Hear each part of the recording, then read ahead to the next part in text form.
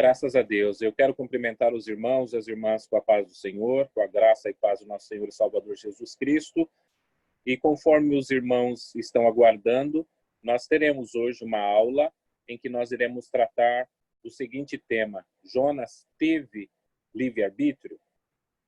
E a maneira como eu pretendo trabalhar essa aula, essa palestra, é tratar o livro de Jonas como um todo. Então, aos irmãos que podem e têm acesso ao livro de Jonas através da Bíblia, podem fazê-lo, né? Deixando já aberta a Bíblia em Jonas capítulo de número 1. Aqueles que tiverem também com seus dispositivos eletrônicos também podem abrir a Bíblia, que logo em breve nós já estaremos tratando dessas questões. E eu quero deixar claro o que eu espero alcançar ao término dessa palestra. Então, em primeiro lugar, nós vamos ter uma apresentação geral do livro de Jonas.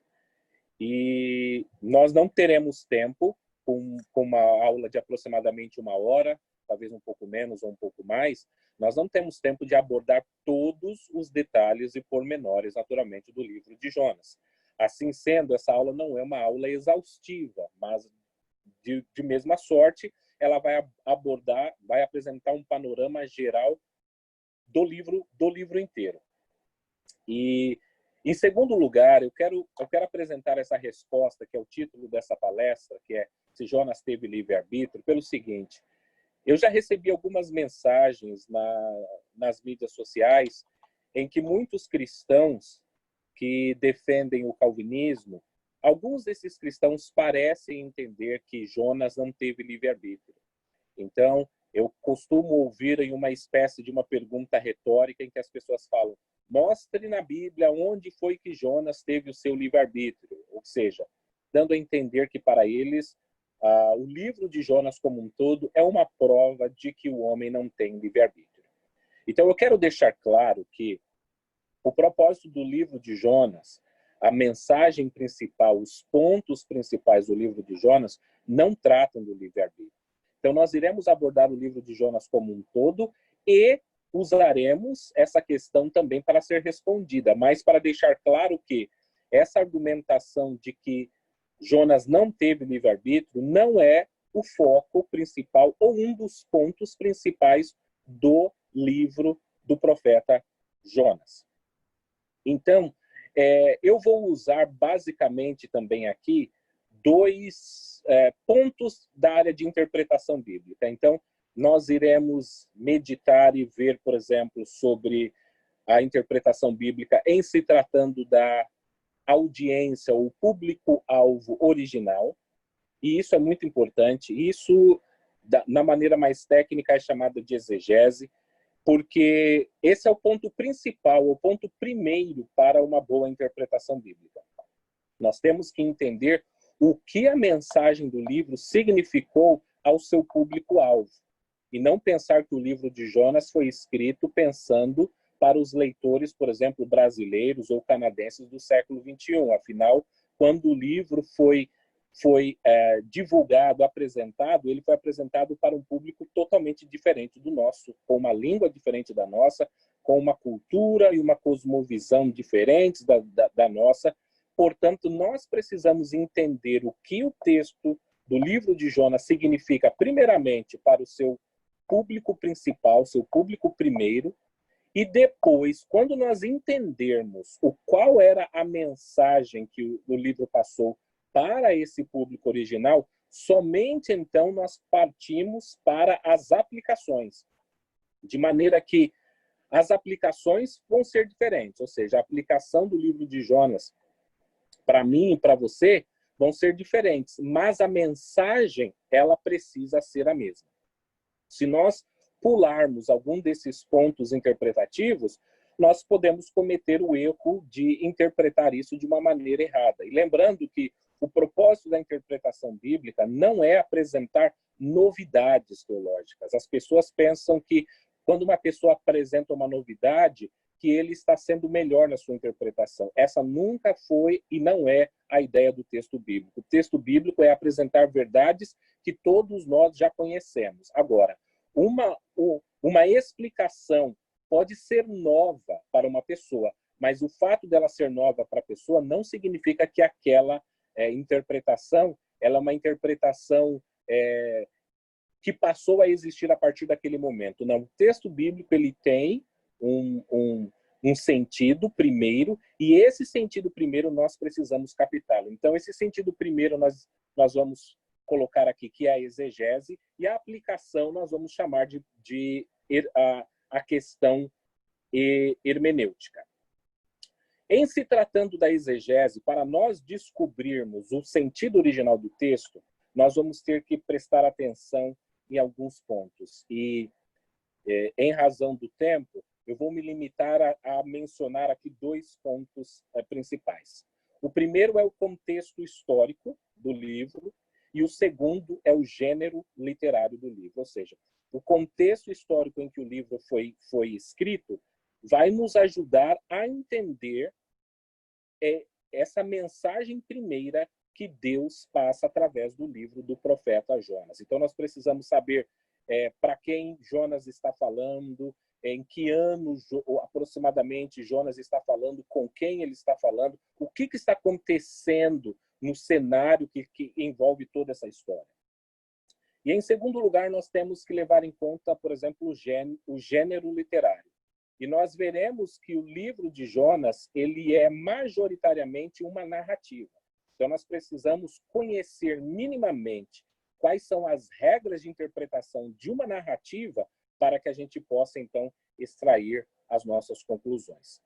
É bem possível, eu vou mencionar aqui, eu sei que geralmente esperam-se que mencionam os livros no final, eu só quero mencionar que, caso alguém queira anotar, e eu voltarei a repetir o nome desse livro no futuro, eu só tenho essa versão em inglês, esse livro aqui. O livro se chama Como Ler a Bíblia por Todo o Seu Valor. A autoria é do Gordon Fee e do Douglas Stuart. Eu vou colocar de volta aqui, de repente, se alguém, para que as pessoas possam ver. Eu não tive tempo de pesquisar para saber se essa obra já foi publicada em português. É possível que a obra tenha sido publicada em português. Isso é para dizer de onde eu tenho extraído, por exemplo, alguns dos pressupostos dos quais eu vou mencionar agora. Portanto, eu gostaria de ver com os irmãos para que nós entrássemos, portanto, no livro de Jonas e nós começássemos agora a colocar em prática todas essas questões que eu apresentei em nível de introdução. Então, Jonas, eu vou ler os primeiros 3 versículos, e os irmãos que puderem podem acompanhar comigo. Eu não anotei aqui, mas eu acredito que a versão que eu estou usando aqui é a Almeida Revista e Corrigida, pelo menos nesses 3 primeiros versículos. E veio a palavra do Senhor a Jonas, filho de Amitai, dizendo: levanta-te, vai à grande cidade de Nínive e clama contra ela, porque a sua malícia subiu até a minha presença. Porém, Jonas se levantou para fugir da presença do Senhor para Tarsis. E descendo a Jope, achou um navio que ia para Tarsis. Pagou, pois, a sua passagem e desceu para dentro dele, para ir com eles para Tarsis, para longe da presença do Senhor. Então, nós vamos fazer agora o uso do contexto histórico. Qual é o contexto histórico? O profeta Jonas ele está ministrando em um período que, em termos gerais, corresponde aproximadamente aos anos de 793 a 753 a.C. E ele está pregando, ele está vivendo no contexto do Reino do Norte. Quando eu falo do Reino do Norte, os irmãos que conhecem a história do povo de Israel sabem do cisma, né, da divisão que houve entre Israel, quando, depois do falecimento de Davi e dos seus sucessores, Roboão e Jeroboão dividem o reino, de maneira que criam-se 12 tribos no norte e 2 tribos no sul. Essas 2 tribos são as tribos de Judá e Benjamim, e as outras demais, as demais tribos. E quando ele vive nesse contexto das 10 tribos, nós sabemos, historicamente, que no ano de 722 ou 723 antes de Cristo, que a Assíria veio e dominou essas 10 tribos. Nós sabemos, então, portanto, que a Assíria era uma grande potência, era a grande potência que existia na época do profeta Jonas. Isso é extremamente importante, porque isso vai explicar o motivo pelo qual o profeta Jonas se recusou a ir pregar na cidade de Nínive. Ou seja, a cidade de Nínive, ela era uma das grandes cidades, alguns outros autores vão colocar como ela era a capital do reino assírio. Então, Jonas está sendo enviado para a capital do reino assírio. Agora, a Assíria, como a grande potência da época, ela vai fazer uso da sua força, né, do seu poderio bélico, para invadir, para tomar, para saquear, para estuprar, para roubar, para fazer tudo o que eles querem. Lembrando que, na época, não existia nenhum órgão parecido ao que nós temos hoje, como a ONU, por exemplo, né, que dita quais são as regras que os países deveriam fazer, ou regras internacionais em termos de leis. Não existe nada disso. Portanto, o país mais forte, a nação mais forte, se impõe sobre a mais fraca. E se você não tiver homens, cavalos, exércitos para poder se defender, vence o mais forte. É basicamente uma réplica do reino animal. O animal mais forte, mais poderoso, vence, domina, mata e faz o que quiser com os animais mais frágeis. Isso se aplicando, portanto, às nações, a nação mais forte, a Síria, ela faz o que ela bem quer com as nações menores. E, nesse caso, as 10 tribos do norte e as 2 tribos do sul, que correspondem, então, ao coletivo, à completude do povo de Israel, eles temem a Assíria, porque a Assíria é mais forte belicamente, a Assíria tem mais soldados, a Assíria tem mais cavalos, a Assíria tem mais flechas, a Assíria tem mais espadas. Em tudo, a Assíria é mais forte e poderosa do que Israel. E ela tem várias incursões sobre vários lugares. A Assíria é o que nós podemos colocar como aquele menino valentão na escola, que por ele ser maior e mais forte fisicamente, ele brinca, ele tira sarro, ele faz tudo o que ele quer com os alunos mais fracos que se veem indefesos.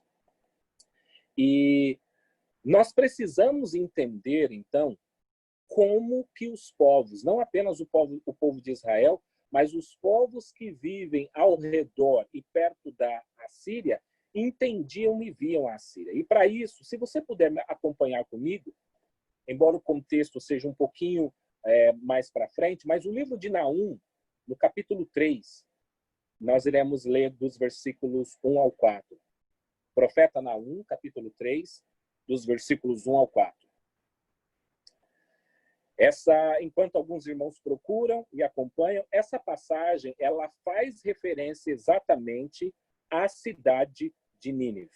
Então, nós temos, por exemplo, Deus enviando o profeta Jonas para pregar aos ninivitas, e em Naum, nós temos Deus usando o profeta Naum para entregar também uma mensagem profética à cidade de Nínive. Diz assim a palavra do Senhor, Naum, capítulo 3, a partir do versículo 1. Ai da cidade sanguinária, repleta de fraudes e cheia de roubos, sempre fazendo as suas vítimas. Ah, o estalo dos chicotes, o barulho das rodas, o galope dos cavalos e o sacudir dos carros de guerra.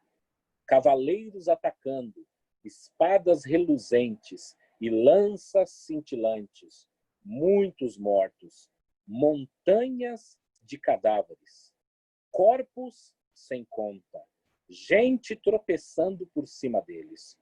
Tudo por causa do desejo desenfreado de uma prostituta sedutora, mestra de feitiçarias, que escravizou nações com a sua prostituição e povos com a sua feitiçaria. Essa tradução que eu usei agora da NVI, eu acho essa versão mais clara, né, em língua portuguesa para você entender. Então ele fala, ai da cidade sanguinária. Quem é a cidade sanguinária? É Nínive. É uma cidade repleta de fraudes e cheia de roubos, sempre fazendo as suas vítimas. Aí ela vai mencionar o estalo dos chicotes, o barulho das rodas, o galope dos cavalos, o sacudir dos carros de guerra, cavaleiros atacando. Veja, as suas espadas estão brilhando, as suas lanças são cintilantes. Muitos mortos, montanhas de cadáveres, corpos sem conta, gente tropeçando por cima deles. Essa imagem é importante para que a gente possa entender, então, começar a entender quais são as motivações que explicam por que Jonas se recusou, em um primeiro estágio, a obedecer à voz de Deus que lhe mandava ir até a cidade de Nínive e pregar contra ela. Jonas tinha os ninivitas e, por consequência, os assírios como inimigos.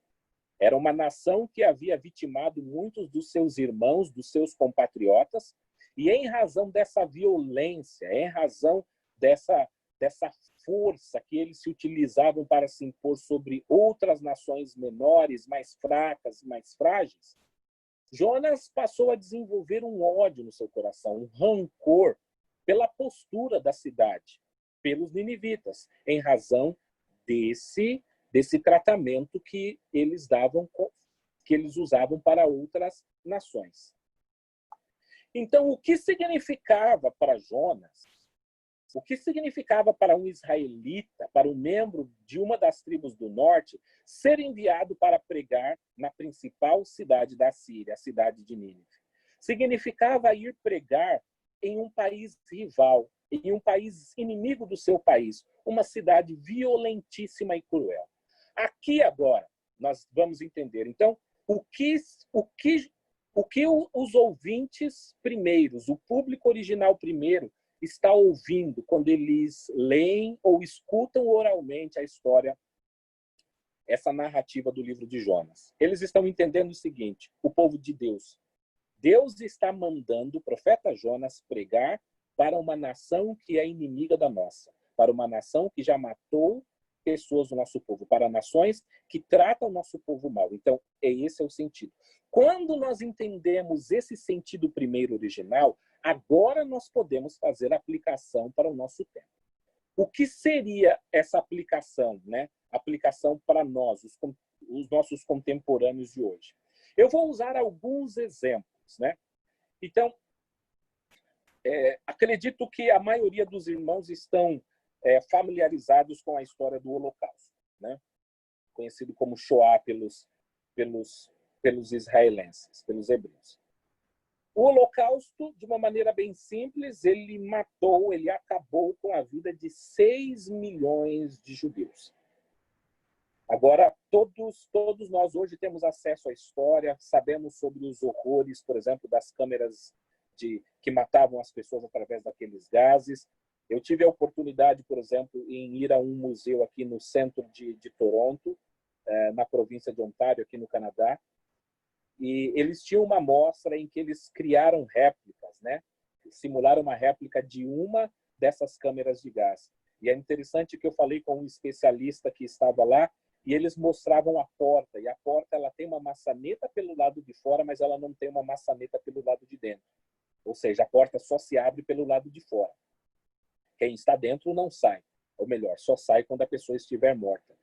E a porta, por exemplo, ela também imitava os vários arranhões, sangues e pedaços de carne que ficavam nas portas dessas câmeras de gases, que as pessoas, quando o gás era liberado dentro daquela câmera, elas tentavam naturalmente lutar pela sua vida e tentavam abrir a porta, mas a porta estava fechada, lacrada pelo lado de fora. Então elas rasgavam as suas unhas, as suas mãos, tentando abrir aquela porta. E algumas imagens também hoje estão disponibilizadas no YouTube, na internet, através de vários documentários, em que nós vemos aqueles homens que são privados de comida, que estão com o corpo praticamente com pele e osso, Nós temos relatos de várias mulheres que foram estupradas, homens que foram pais que foram mortos na presença da sua esposa e de filhos, e filhos que foram mortos na presença dos seus pais. Todo tipo do pior tipo de atrocidade que existia. E o que nós vemos com isso? Agora, imagine que um sobrevivente do Holocausto, ou uma pessoa que teve um parente de alguém que sobreviveu ao Holocausto, ele recebesse a palavra de Deus dizendo o seguinte: vá agora até a cidade de Berlim e pregue sobre ela. É esse o sentimento. Como que um israelense se sentiria ao ser enviado para Berlim, que era a capital, ou seja, da nação, responsável por matar 6 milhões de pessoas? É esse sentimento de raiva, de ódio, que muitos israelenses nutrem e nutriram, que é o que Jonas está passando. Então, isso é importante nós entendermos, porque nós devemos tentar nos colocar no lugar de Jonas para saber por que ele recusou. Porque não foi à toa. Jonas não era simplesmente um profeta rebelde por si só. Eu não quero ir porque eu não quero ir, porque eu sou um menino mimado. Não. A motivação dele, embora não justifique a desobediência dele a Deus, explica o motivo pelo qual ele não queria ir pregar na cidade de Nínive. Ou ainda, vamos imaginar, em termos gerais, entre 1910 e 1945, 50, houve uma grande ocupação, por exemplo, do Japão sobre a Coreia. E o Japão ocupou a Coreia por aproximadamente 30 anos. E os coreanos, eles foram forçados a falar japonês, ou seja, os coreanos não podiam falar a sua língua nativa, o coreano, não podiam cantar as suas músicas populares coreanas, deveriam trabalhar de uma maneira muito análoga à escravidão, por exemplo, não podiam sequer dar nomes coreanos aos seus filhos, os nomes precisavam ser japoneses. E as mulheres e meninas eram forçadas a serem escravas sexuais dos japoneses. E esse rancor, esse ódio dos coreanos com os japoneses existe até hoje. Talvez nem todos saibam disso, mas os coreanos têm uma dificuldade muito grande em aceitar os japoneses como um todo, em razão do que os japoneses fizeram com os coreanos.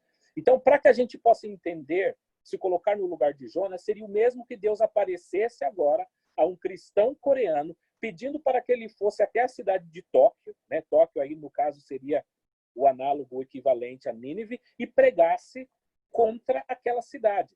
Como um coreano iria se sentir tendo que ir para a cidade, para o centro, aquilo que representa o país que destruiu a sua família, a sua nação? Ou ainda, vamos imaginar, por exemplo, aquilo que aconteceu em 11 de setembro. Nós sabemos, né, que aquele ataque que ocorreu contra as Torres Gêmeas nos Estados Unidos, no dia 11 de setembro, e vamos imaginar que um cristão ele tenha perdido o pai, a sua mãe, ou até mesmo irmãos naquele ataque. E depois Jesus chega para ele e fala assim: eu quero que você vá na cidade, eu quero que você vá no país do assassino. Ou seja, um daqueles sequestradores daquele avião que atingiu as Torres Gêmeas, eu quero que você vá pregar e vai falar com ele.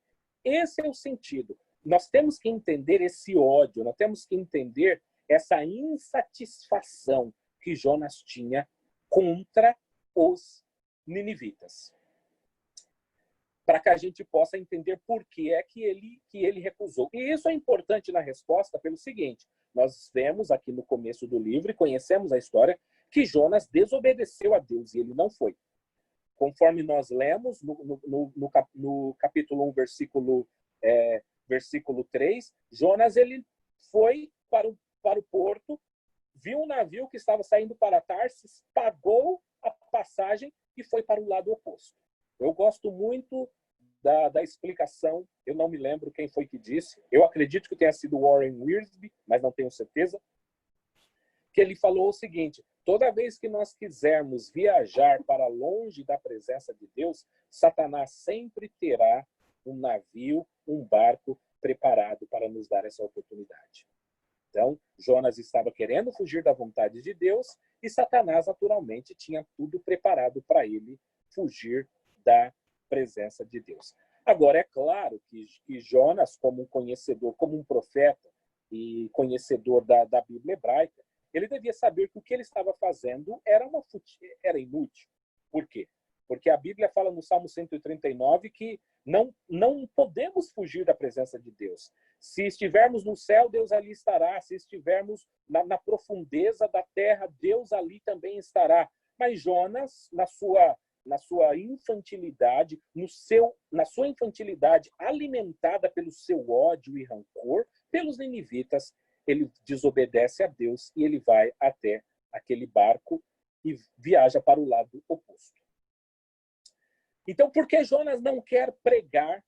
Por que Jonas não quer pregar para os ninivitas? Porque Jonas entende a palavra de Deus e sabe que a partir do momento em que ele pregar para Deus, existe a possibilidade de que as pessoas, ao ouvirem a mensagem, elas irão se arrepender, e ao se arrependerem, Deus vai mudar o destino que estava preparado para aquelas pessoas. E aqui eu quero que você acompanhe comigo, indo no capítulo 4 do livro de Jonas, Jonas capítulo 4, versículos 1 e 2. Veja que nós precisamos ter também um contexto do livro todo para que a gente possa pregar e extrair os ensinos. E Jonas, capítulo 4, explica o motivo pelo qual ele não quis ir. Ou seja, o próprio livro também vai dar essa explicação, porque Jonas decidiu desobedecer a Deus. Jonas 4, a partir do versículo 1, diz assim: Mas isso desagradou extremamente a Jonas, e ele ficou irado, e orou ao Senhor e disse: Ah, Senhor, não foi esta a minha palavra, estando eu ainda na minha terra? Por isso é que me preveni, fugindo para Tarsis, pois sabia que és Deus compassivo e misericordioso, longânimo em grande benignidade, e que te arrependes do mal. Então Jonas falou: Senhor, não foi isso que eu falei contigo? Jonas agora relata uma coisa que a história não contou no início, que quando Jonas desobedeceu a Deus, ele desobedeceu, mas ele tinha dito: eu sei que se eu for para lá, essas pessoas podem ouvir a mensagem, se arrepender, e eles podem mudar de caminho, e o destino que Deus tem preparado para eles muda, em razão da condicionalidade da mensagem. Então, o que nós aprendemos? Que Jonas queria a destruição dos ninivitas. Porque Jonas não queria pregar, porque ao pregar, os ninivitas poderiam se arrepender. E ao se arrepender, os ninivitas seriam salvos. Jonas não quer, não deseja, não aspira, não anseia a salvação dos ninivitas. Por quê? Porque Jonas não ama os ninivitas. Pelo contrário, Jonas odeia os ninivitas. E esse livro está escancarando o ódio que existe de Jonas para com os ninivitas. Existe um ódio, existe um sentimento absurdo de Jonas. E Jonas prefere morrer a ver a salvação dos ninivitas. Agora nós vamos acompanhar, eu não vou ler, mas eu vou citar os versículos, Jonas capítulo 1, do 3 ao 17, para nós concluirmos o capítulo 1. Basicamente, o que acontece agora, no capítulo todo, é que Jonas está no barco, Deus envia uma tempestade no mar. Os marinheiros que são pagãos, né, que não conhecem a Cristo, estão clamando, estão orando, clamando aos seus deuses falsos, deuses aqui com D minúsculo. Os marinheiros estão jogando as suas mercadorias, né, no mar. E com isso eles estão perdendo todo o seu salário e o seu lucro, enquanto Jonas dormia. Aqui entra a questão da interpretação em se tratando de uma narrativa. Quando nós estudamos as narrativas bíblicas, nós veremos que as narrativas elas geralmente empregam um artifício muito comum. E esse artifício é o uso de comparação entre as personagens. Então, nós precisamos prestar atenção que esse é um elemento literário utilizado pelo autor para fazer uma comparação. E essa comparação precisa ser vista e entendida por nós que estamos lendo e interpretando o texto. Então, Jonas está sendo comparado aqui com os marinheiros. Os marinheiros estão na tempestade. Os marinheiros agora estão preocupados. Os marinheiros, embora não tenham conhecimento do verdadeiro Deus, o Deus vivo, o Deus de Israel, mas eles estão clamando a seus deuses. E enquanto eles clamam, oram aos seus deuses, Jonas dorme. Começa a entender a comparação. Os não cristãos, os que não conhecem a Deus, clamam a um Deus falso. Eles agem da maneira certa, mas pedindo ao Deus falso. Jonas, que tem o conhecimento do Deus verdadeiro, dorme. Simplesmente não se preocupa. Os marinheiros que estão ali, que são gentios, eles estão querendo salvar as vidas, porque eles estão jogando ao mar todas as suas mercadorias. E aqui nós precisamos pensar rapidamente. Esses homens, eles não são ricos ou milionários. Eles estão trabalhando para o sustento das suas famílias. Quando eles jogam as suas mercadorias no mar, eles estão jogando fora o seu salário. Eles estão jogando fora o seu lucro. Eles estão jogando fora o alimento que eles iriam levar para a sua casa. Mas por que eles estão jogando fora as mercadorias? Porque é melhor jogar a mercadoria do que jogar uma vida ao mar. Veja a importância de uma vida. Então, os marinheiros que não conhecem a Deus sabem da importância da vida, enquanto Jonas dorme. Ou seja, o que o texto está mostrando? Qual é a comparação? Jonas, que é um profeta de Deus que deveria estar preocupado com a salvação e a preservação de vidas, no caso, a preservação da vida dos ninivitas, ele não está. Mas os marinheiros gentios estão preocupados com a preservação da vida dos outros. E estão preocupados, inclusive, com a preservação da vida do próprio Jonas.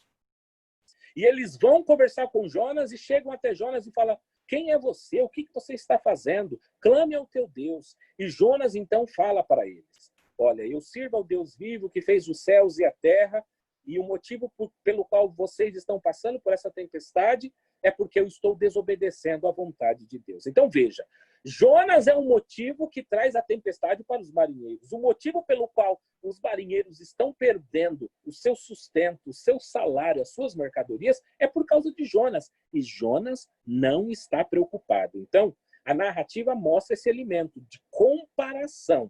O texto está querendo mostrar: veja a atitude, o comportamento de alguém que conhece a Deus, que no caso é a atitude, e os comportamentos que não conhecem a Deus. Os marinheiros que não conhecem a Deus agem como se eles conhecessem a Deus, e o profeta Jonas, que conhece a Deus, age como se ele fosse pagão, como se ele fosse gentil, fazendo uma menção à passagem bíblica que diz que os filhos das trevas, em muitas situações, são mais prudentes do que os da luz.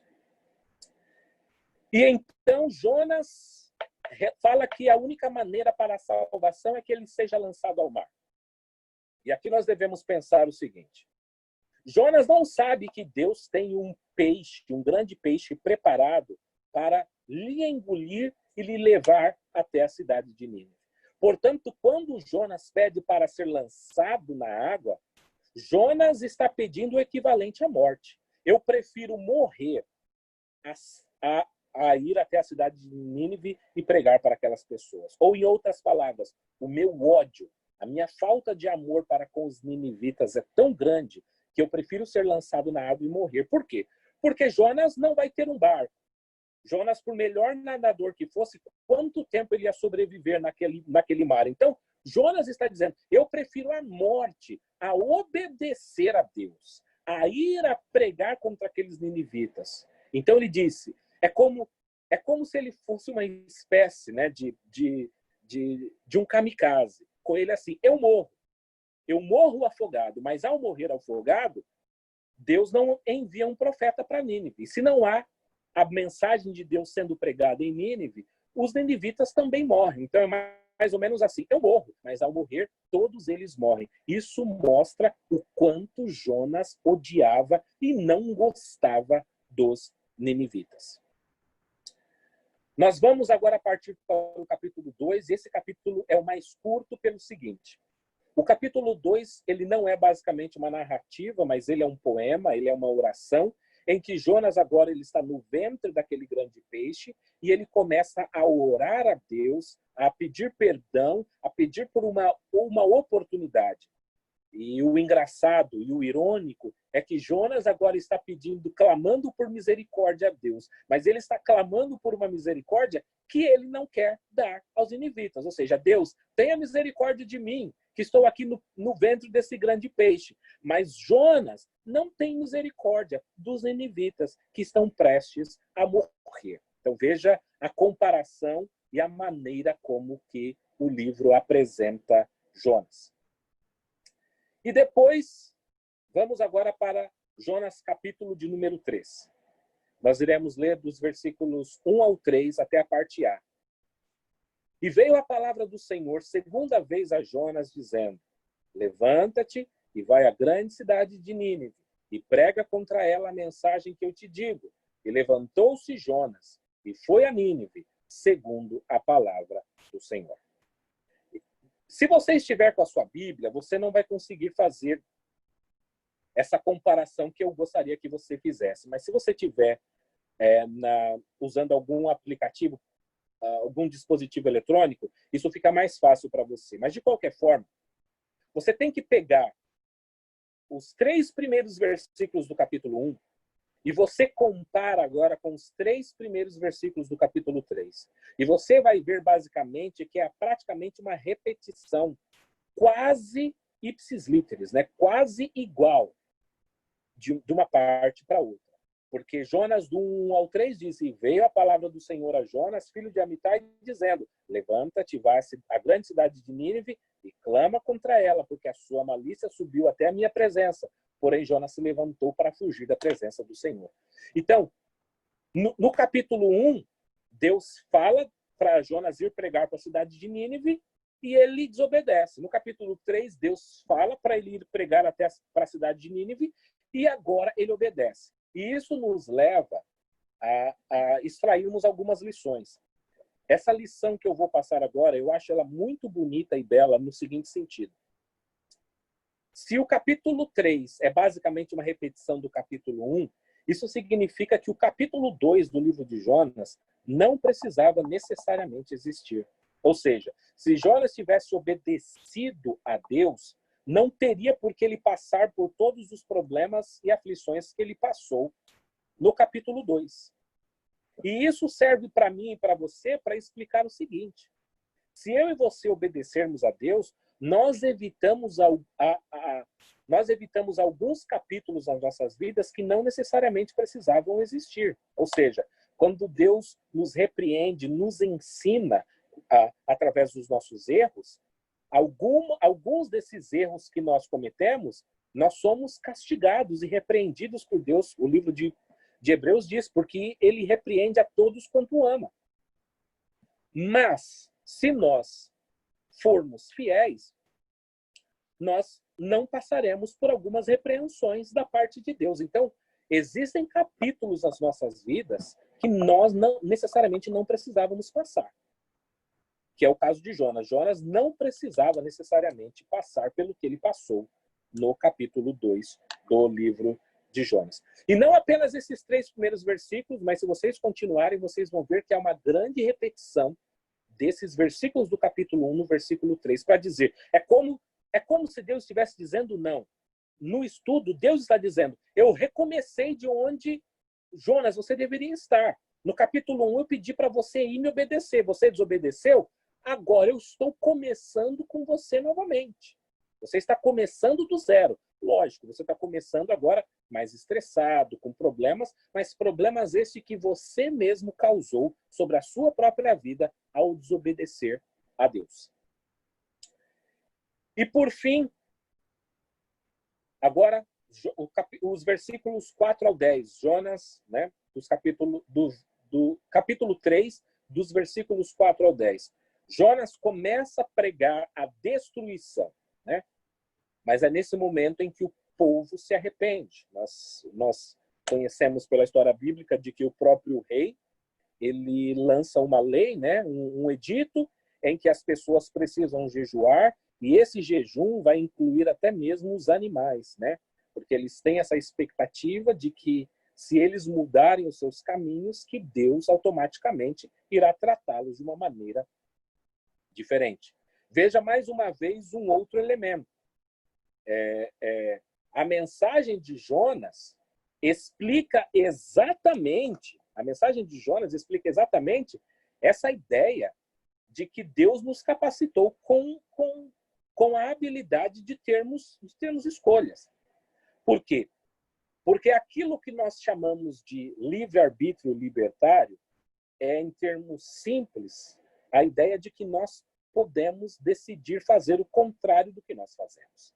Ao passo que o compatibilismo e o determinismo, de uma maneira muito semelhante, eles acreditam que nós só temos uma única escolha. E se nós só temos uma única escolha, a pergunta é: se as causas que levaram Jonas a agir da maneira como ele agiu, se elas vieram de Deus e não do próprio Jonas, a pergunta é: por que Deus está pedindo para Jonas obedecê-lo e, ao mesmo tempo, Deus está enviando um desejo, um sentimento de Jonas para que ele não vá lá? Deus, ele está em um conflito consigo mesmo, ele pede para que Jonas faça algo, mas, ao mesmo tempo, envia em Jonas desejos, anseios, que ele faça o contrário do que Deus pediu. Então, veja que o contexto do livro de Jonas, ele espera que as pessoas tenham um entendimento libertário do arbítrio, ou seja, Jonas tinha a capacidade de ir até a cidade de Nínive e pregar, e Jonas tinha a capacidade de desobedecer a Deus e não ir pregar, que foi como ele fez. Então, esse entendimento é libertário, né? Porque no compatibilismo, as pessoas vão falar: Jonas pensava que ele tinha a capacidade de fazer isso, mas no fundo ele só podia escolher desobedecer a Deus. E não é esse o entendimento que a Bíblia apresenta. Então, veja que, para o livro fazer sentido, Jonas precisa ter a capacidade de fazer o oposto do que ele poderia fazer, desobedecer a Deus, por exemplo. Da mesma maneira que os ninivitas tinham ao menos duas opções de escolha, ou seja, escolherem acatar, entender e receber a mensagem pregada por Jonas, ou simplesmente ignorar a mensagem e depois receber a punição em razão disso. Quando eles optaram por obedecer a mensagem, naturalmente, Deus os dotou com essa capacidade para que eles pudessem tomar essa escolha. Eles tinham a escolha de obedecer e não de obedecer e desobedecer. E se eles tinham essa capacidade, esse entendimento é um entendimento na filosofia chamado de livre-arbítrio libertário. E, por fim, essa condicionalidade ela está bem expressa no livro do profeta Jeremias, capítulo 18, dos versículos 7 ao 10. Jeremias, capítulo 18, dos versículos 7 ao 10, diz assim: no momento em que falar contra uma nação e contra um reino para arrancar e para derrubar e para destruir, se a tal nação, porém, contra a qual falar se converter da sua maldade, também eu me arrependerei do mal que pensava fazer-lhe. No momento em que falar de uma nação e de um reino para edificar e para plantar, se fizer o mal diante dos meus olhos, não dando ouvidos à minha voz, então me arrependerei do bem que tinha falado que ele faria. Veja mais uma vez as duas ideias, né? Dependendo da reação que a pessoa tem, a maneira como Deus irá tratar com esse povo depende da maneira como eles reagem. Veja, com isso nós não estamos dizendo que o homem está agindo assim sem o auxílio de Deus. O homem, ele é capacitado pela graça divina, pela graça preveniente para fazer isso, mas é o homem quem faz e não é Deus quem faz isso por ele. E aqui eu volto ao outro elemento da narrativa que eu utilizei no capítulo 1, que é o contraste. Então veja que agora a narrativa está contrastando, né, está fazendo uma diferenciação entre o profeta Jonas e os ninivitas, entre o povo de Israel e o povo da Síria. Em que sentido? Deus enviou um profeta à cidade de Nínive e esse profeta pregou e os ninivitas se arrependeram. Qual é o contraste? Qual é a lição que está por trás disso? Deus, entretanto, enviou inúmeros profetas para pregar ao seu povo, o povo que ele fez a sua aliança, o povo de Israel. Assim como Jonas é um profeta, Deus já havia enviado vários outros profetas, Elias, Eliseu, Jeremias, Isaías, Ezequiel. Só que o povo desobedece. Então veja que o povo estranho, o povo gentil, o povo que não conhece a Deus, que são os ninivitas, ouvem a mensagem e se arrependem. Ao passo de que o povo de Deus, que tem a palavra de Deus, que tem todo um relacionamento com Deus, escutou não apenas um único profeta, mas vários profetas, e eles decidem desobedecer a Deus. Então, Deus está mostrando e ensinando através do livro de Jonas. Veja como o meu povo, né, o povo com o qual eu tenho um relacionamento íntimo, age ao meu respeito. E por fim, capítulo 4, o último capítulo. Versículos 1 e 2. Mas isso desagradou extremamente a Jonas, e ele ficou irado, e orou ao Senhor e disse: Ah, Senhor, não foi esta a minha palavra, estando eu ainda na minha terra? Por isso é que me preveni, fugindo para Tarsis, pois sabia que és Deus compassivo e misericordioso, longânimo e grande em benignidade, e que te arrependes do mal. Jonas está descontente com o resultado. Por quê? Porque o ódio que Jonas tem dos ninivitas só faz com que ele veja um único resultado. E qual é o resultado? A morte, a destruição dos seus inimigos, dos ninivitas. A vontade de Deus aqui era a salvação dos ninivitas. E nós conhecemos a história de que Jonas ele se assenta debaixo de uma espécie de uma árvore, de uma videira, e que Deus faz nascer, e ele descansa ali, fica embaixo, na sombra, esperando ver o resultado, né? O resultado que ele, como nós sabemos, como ele está desgostoso, ele espera a destruição dos ninivitas. E, de repente, Deus envia uma lagarta, né, para que ela destruísse aquela videira que fazia sombra para ele, de maneira que agora o sol forte bate-lhe a cabeça, ele tem uma dor de cabeça terrível, ao ponto de desmaiar. E ele fica bravo e triste porque aquela videira morreu, e Deus entra num diálogo com ele e diz: Jonas, é razoável esse seu sentimento? Veja que você parece se preocupar mais com uma árvore do que com as pessoas. As árvores não foram criadas à imagem e à semelhança de Deus, assim como as pessoas. E é como se Deus também dissesse para ele: Jonas, não foi você que plantou a árvore, não foi você quem criou a árvore. Se você fosse o jardineiro que tivesse pegado uma semente, colocado ali na terra, regado dia após outro dia, se preocupado para que nenhuma raposa, nenhum animal viesse e destruísse, e depois, quando aquela árvore crescesse e ela viesse a morrer, eu entenderia, porque você se esforçou, você trabalhou, você se doou para aquela árvore, mas não foi isso. Quem criou aquela árvore para te fazer sombra fui eu. Então, o que Deus estava dizendo para ele é: veja, você não criou a árvore e agora está sofrendo por ela. Agora se ponha no meu lugar. Eu sou o criador de todos os ninivitas. Eu os amo, eu quero o bem de todos os ninivitas, e você quer o mal de todos eles. E aqui eu quero concluir para dizer o seguinte: o livro de Jonas é uma espécie, nós podemos colocar aqui que ele apresenta um tema que às vezes nós deixamos passar desapercebido, que é o seguinte: Deus está ensinando a Jonas, dentre outras coisas, a vontade que ele tem de salvar todas as pessoas.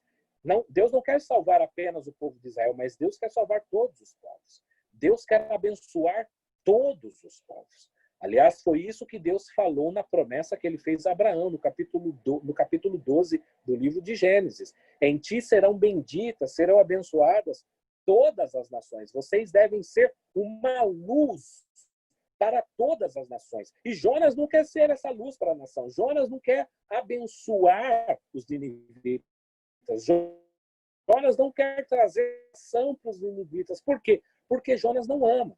E Jonas também não entende os ninivitas como seu próximo. Próximo para Jonas é apenas o povo que fala a língua dele, que tem os mesmos costumes do que o dele, que têm a mesma cosmovisão do que a dele. Os ninivitas, que falam uma língua diferente, que têm costumes diferentes, eles não são os próximos. E Deus, quando fala para amar o próximo, é não apenas aquelas pessoas que são parecidas conosco, mas as pessoas também que são muito diferentes da gente.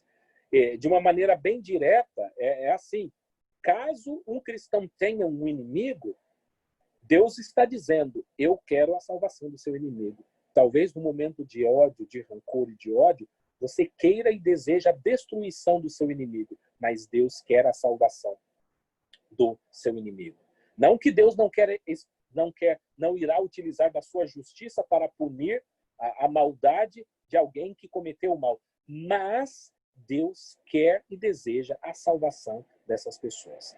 Então, aqui é uma maneira, uma outra maneira, uma maneira indireta de Deus dizer: Jonas, ame ao seu inimigo, queira o bem do seu inimigo. Então, nós vemos aqui que a mensagem ela vai ter 3 níveis. Então, nós precisamos entender o seguinte: em se tratando, Jonas teve ou não teve livre-arbítrio? É claro que Jonas teve livre-arbítrio, porque nós vimos no capítulo 1 que ele desobedece a Deus. Ele desobedece a Deus e Deus o leva até a cidade de Nínive.